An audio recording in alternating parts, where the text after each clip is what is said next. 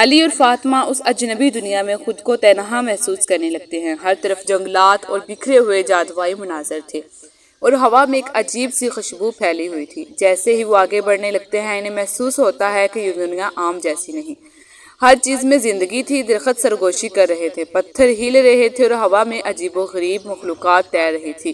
ہم کہاں ہیں؟ فاطمہ نے حیرانی سے پوچھا۔ پتہ نہیں، لیکن مجھے لگتا ہے کہ یہ دنیا کسی جادوئی طاقت کے زیر اثر ہے، علی نے جواب دیا۔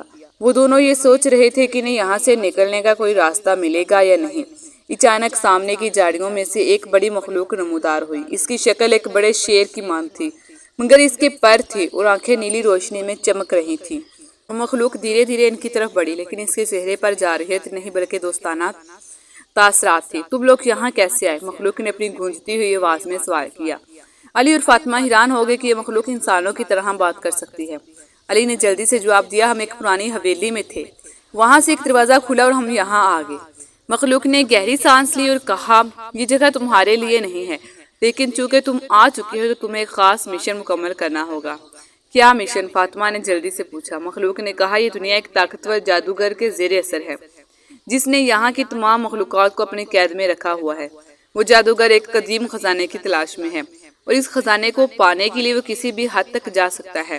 تمہیں اس جادوگر کو روکنا ہوگا، ورنہ یہ دنیا تباہ ہو جائے گی اور تم کبھی واپس نہیں جا سکو گے۔ علی اور فاطمہ کے چہرے پر گھبراہٹ کے آثار تھے، لیکن مخلوق کی باتوں نے ان کے دل میں ہمت جگا دی۔ علی نے فاطمہ سے کہا، ہم اس جادوگر کو روکیں گے، لیکن ہمیں کیسے پتا چلے گا کہ وہ کہاں ہے؟ مخلوق نے اپنے بڑے پروں کو پھیلا کر اشارہ کیا، تمہیں اس جنگل کے آخری کونے تک جانا ہوگا۔ وہاں ایک قدیم مندر ہے جہاں جادوگر اپنی طاقت چھپائے بیٹھا ہے، لیکن خبردار، راستے میں تمہیں بہت سے امتحانات اور چالاکیوں کا سامنا کرنا پڑے گا۔ علی اور فاطمہ نے ایک دوسرے کی طرف دیکھا اور پھر ہمت سے سر ہلایا۔ وہ مخلوق کے بتائے ہوئے راستے پر نکل پڑے۔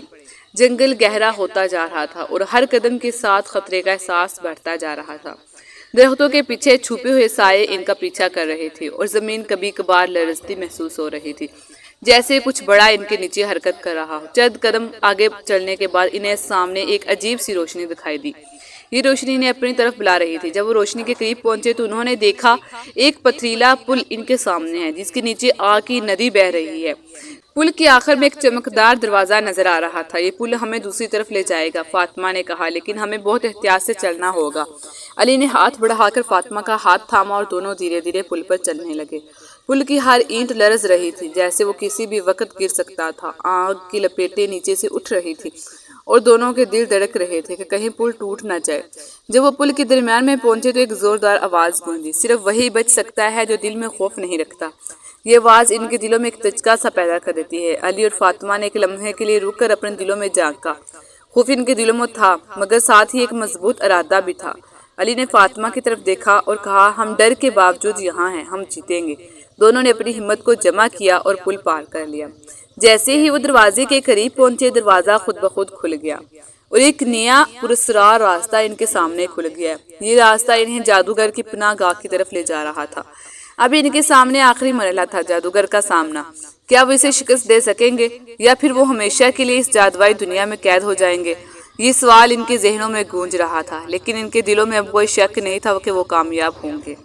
تو جی ہاں دوستو، آپ کمنٹ سیکشن میں ضرور بتائیں، کیا علی اور فاطمہ کامیاب ہوں گے یا پھر وہ جادوئی دنیا میں قید ہو جائیں گے؟ اسی کے ساتھ میں آپ لوگوں سے اجازت چاہتی ہوں، ملتے ہیں اس کے اگلے اور آخری پارٹ میں، تب تک کے لیے اللہ حافظ۔